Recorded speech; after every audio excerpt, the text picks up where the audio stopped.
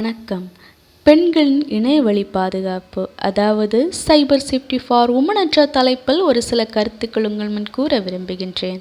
அரிதரிதாயினும் Mandai பிறத்தலிறுதி என்றார் ஔவை பெருமாட்டி.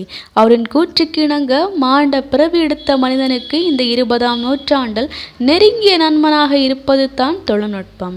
குறிப்பாக இளம்பெண்கள் நின்றால் செல்ஃபி, நடந்தால் ஸ்டேட்டஸ் என தங்கள் புகைப்படங்களை விதவிதமாக எடுத்து இணையதளத்தில் பதிவேற்றம் செய்து பல லைக்ஸை அள்ளிக்கொண்டாலும் பல பிரச்சனைகளில் சிக்கி விடுகிறார்கள்.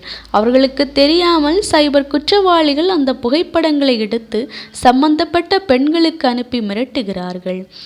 யாரிடம் போய் சொன்னால் நியாயம் கிடைக்கும் என்று பதறுகிறார்கள் பெண்கள். பெற்றோரிடம் சொல்ல தயங்குகிறார்கள். சர்வதேச அமைப்புகளின் கணக்கெடுப்பின்படி இந்தியாவில் மாதத்திற்கு 7000 சைபர் குற்றங்கள் நடைபெறுகிறது. ஆனால் தேசிய குற்றப்பதிவு சொல்கிறது ஒரு ஆண்டில் 1000 சைபர் குற்றங்கள் தான் பதிவு செய்யப்படுகிறது என்று.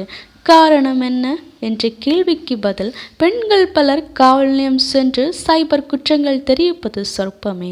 வெளி உலகத்திற்கு தெரிந்தால் அவமானம் என நினைத்து பல குற்றங்களை மறைத்து புகார் அளிக்க முன்வருவதில்லை.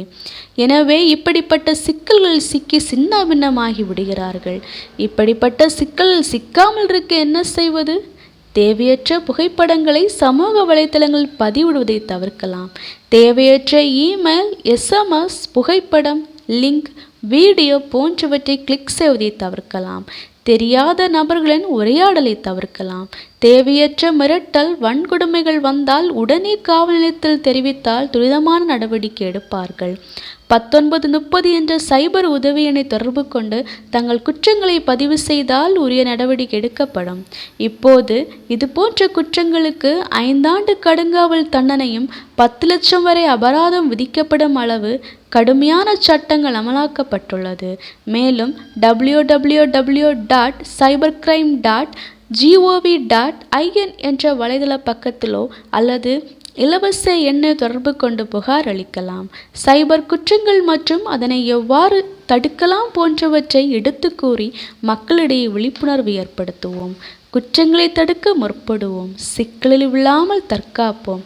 விழித்துக்கொள், தொழில்நுட்பம் உன் கையில். விழிப்புடன் செயல்படு. சிரித்து மகிழ், சிந்தித்து வாழ்.